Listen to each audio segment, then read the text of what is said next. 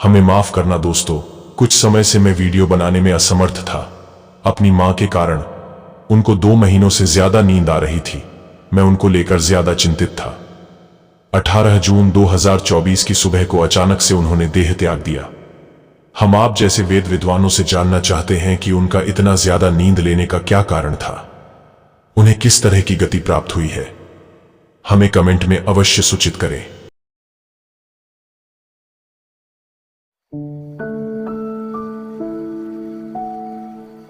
गरुड़ पुराण सारोद्धार, 6ठा अध्याय।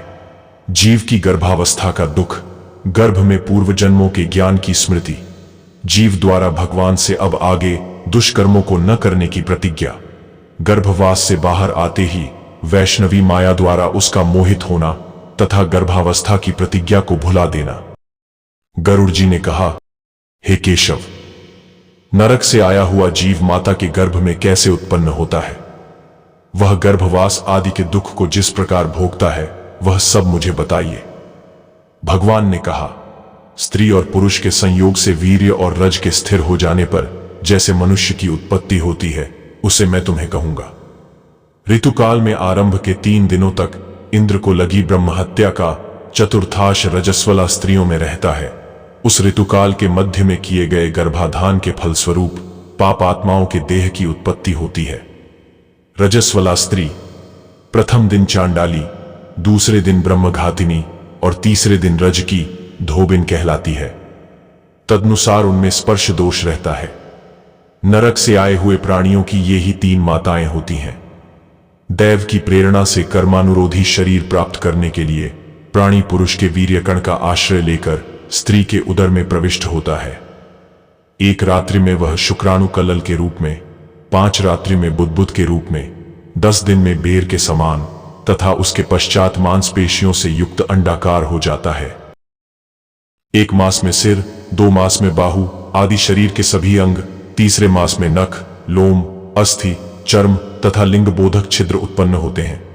चौथे मास में रस, रक्त, मांस, मेदा, अस्थि, मज्जा और शुक्र, ये 7 धातुएं तथा 5वें मास में भूख प्यास पैदा होती है। 6ठे मास में जरायु झिल्ली में लिपटा हुआ वह जीव माता की दाहिनी कोख में घूमता है और माता के द्वारा खाए पिए अन्नादि से बढ़े हुए धातुओं वाला वह जंतु विष्ठा मूत्र के दुर्गंध युक्त गड्ढे रूप गर्भाशय में सोता है।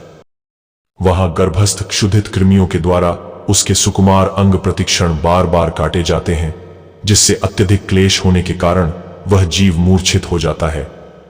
माता के द्वारा खाए हुए कड़वे, तीखे, गरम, नमकीन, रूखे तथा खट्टे पदार्थों के अति उत्तेजक संस्पर्श से उसे समूचे अंग में वेदना होती है और जरायु झिल्ली से लिपटा हुआ वह जीव आंतों द्वारा बाहर से ढका रहता है।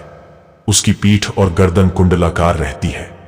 इस प्रकार अपने अंगों से चेष्टा करने में असमर्थ होकर वह जीव पिंजरे में स्थित पंक्षी की भांति माता की कुक्ष में अपने सिर को दबाए हुए पड़ा रहता है।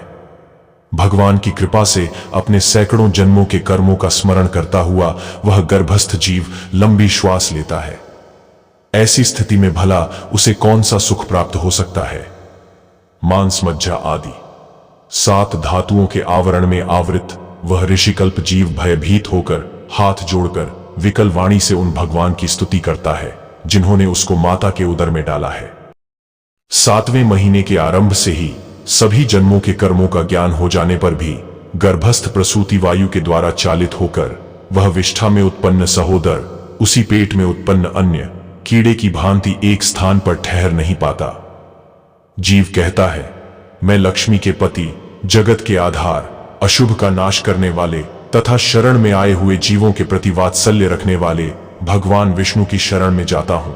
जीव कहता है, हे नाथ, आपकी माया से मोहित होकर मैं देह में अहम भाव तथा पुत्र और पत्नी आदि में ममत्व भाव के अभिमान से जन्म मरण के चक्कर में फंसा हूं। मैंने अपने परिजनों के उद्देश्य से शुभ और अशुभ कर्म किए, किंतु अब मैं उन कर्मों के कारण अकेला जल रहा हूं। उन कर्मों के फल भोगने वाले पुत्र कलत्रादि अलग हो गए। यदि इस गर्भ से निकलकर मैं बाहर आऊं तो फिर आपके चरणों का स्मरण करूंगा और ऐसा उपाय करूंगा जिससे मुक्ति प्राप्त कर लूं। विष्ठा और मूत्र के कुएं में गिरा हुआ तथा जठराग्नि से जलता हुआ एवं यहां से बाहर निकलने की इच्छा करता हुआ मैं कब बाहर निकल पाऊंगा। जिस दीनदयालु परमात्मा ने मुझे इस प्रकार का विशेष ज्ञान दिया है, मैं उन्हीं की शरण ग्रहण करता हूं, जिससे मुझे पुनः संसार के चक्र में न आना पड़े। अथवा मैं माता के गर्भगृह से कभी भी बाहर जाने की इच्छा नहीं करता, क्योंकि बाहर जाने पर पाप कर्मों से पुनः मेरी दुर्गति हो जाएगी। इसलिए यहां बहुत दुख की स्थिति में रहकर भी मैं खेद रहित होकर आपके चरणों का आश्रय लेकर संसार से अपना उद्धार कर लूंगा। श्री भगवान बोले। इस प्रकार की बुद्धि वाले एवं स्तुति करते हुए 10 मास के ऋषिकल्प उस जीव को प्रसूति वायु प्रसव के लिए तुरंत नीचे की ओर ढकेलता है। प्रसूति मार्ग के द्वारा नीचे सिर करके सहसा गिराया गया वह आतुर जीव अत्यंत कठिनाई से बाहर निकलता है और उस समय वह श्वास नहीं ले पाता है तथा उसकी स्मृति भी नष्ट हो जाती है, जो वह जीव भगवान से अपने उद्धार के विषय में करता है। पृथ्वी पर विष्ठा और मूत्र के बीच गिरा हुआ वह जीव मल में उत्पन्न कीड़े की भांति चेष्टा करता है और विपरीत गति प्राप्त करके ज्ञान नष्ट हो जाने के कारण अत्यधिक रुदन करने लगता है। गर्भ में, रुग्णावस्था में, श्मशान भूमि में तथा पुराण के पारायण या श्रवण के समय जैसी बुद्धि होती है, वह यदि स्थिर हो जाए तो कौन व्यक्ति सांसारिक बंधन से मुक्त नहीं हो सकता। कर्म भोग के अनंतर जीव जब गर्भ से बाहर आता है, तब उसी समय वैष्णवी माया उस पुरुष को मोहित कर देती है। उस समय माया के स्पर्श से वह जीव विवश होकर कुछ बोल नहीं पाता, प्रत्युत शैशवादी अवस्थाओं में होने वाले दुखों को पराधीन की भांति भोगता है। उसका पोषण करने वाले लोग उसकी इच्छा को जान नहीं पाते, अतः कुछ भी बोलने में असमर्थ होने के कारण वह विपरीत स्थिति को प्राप्त हो जाता है। स्वेदक जीवों से दूषित तथा विष्ठा मूत्र से अपवित्र शैया पर सुलाए जाने के कारण अपने अंगों को खुजलाने में, आसन से उठने में तथा अन्य चेष्टाओं को करने में वह असमर्थ रहता है। जैसे एक कृमि दूसरे कृमि को काटता है, उसी प्रकार ज्ञान शून्य और रोते हुए उस शिशु की कोमल त्वचा को डांस, मच्छर और खटमल आदि जंतु व्यथित करते हैं। इस प्रकार शैशवावस्था का दुख भोगकर वह पौंगंडावस्था में भी दुख ही भोगता है। तदनंतर युवावस्था प्राप्त होने पर आसुरी संपत्ति को प्राप्त होता है। तब वह दुर्व्यसनों में आसक्त होकर नीच पुरुषों के साथ संबंध बनाता है और वह काम लंपट प्राणी शास्त्र तथा सत्पुरुषों से द्वेष करता है।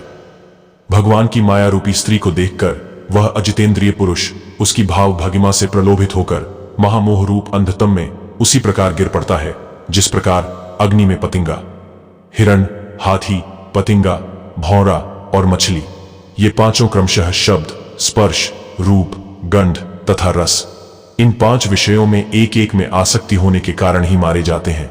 फिर एक प्रमादी व्यक्ति जो 5 इंद्रियों से 5 विषयों का भोग करता है, वह क्यों नहीं मारा जाएगा। अभीप्सित वस्तु की अप्राप्ति की स्थिति में अज्ञान के कारण ही क्रोध हो आता है और शोक को प्राप्त व्यक्ति देह के साथ ही बढ़ने वाले अभिमान तथा क्रोध के कारण वह कामी व्यक्ति स्वयं अपने नाश हेतु दूसरे कामी से शत्रुता कर लेता है। इस प्रकार अधिक बलशाली अन्य कामी जनों के द्वारा वह वैसे ही मारा जाता है जैसे किसी बलवान हाथी से दूसरा हाथी। इस प्रकार जो मूर्ख अत्यंत दुर्लभ मानव जीवन को विषयासक्ति के कारण व्यर्थ में नष्ट कर लेता है, उससे बढ़कर पापी और कौन होगा। सैकड़ों योनियों को पार करके पृथ्वी पर दुर्लभ मानव योनि प्राप्त होती है। मानव शरीर प्राप्त होने पर भी द्विजत्व की प्राप्ति उससे भी अधिक दुर्लभ है। अति दुर्लभ द्विजत्व को प्राप्त कर जो व्यक्ति द्विजत्व की रक्षा के लिए अपेक्षित धर्म कर्मानुष्ठान नहीं करता, केवल इंद्रियों की तृप्ति में ही प्रयत्नशील रहता है, उसके हाथ में आया हुआ अमृत स्वरूप वह अवसर उसके प्रमाद से नष्ट हो जाता है। इसके बाद वृद्धावस्था को प्राप्त करके महान व्याधियों से व्याकुल होकर मृत्यु को प्राप्त करके वह पूर्ववत महान दुखपूर्ण नरक में जाता है। इस प्रकार जन्म मरण के हेतु भूत कर्म पाशों से बंधे हुए वे पापी मेरी माया से विमोहित होकर कभी भी वैराग्य को प्राप्त नहीं करते। हे ताक्ष्य, इस प्रकार मैंने तुम्हें अंत्येष्टि कर्म से हीन पापियों की नरक गति बताई। अब आगे और क्या सुनना चाहते हो। इस प्रकार गरुड़ पुराण के अंतर्गत सारोद्धार में पाप जन्मादि दुख निरूपण नामक 6ठा अध्याय पूरा हुआ। जय श्री हरि। ओम शांति विश्वम।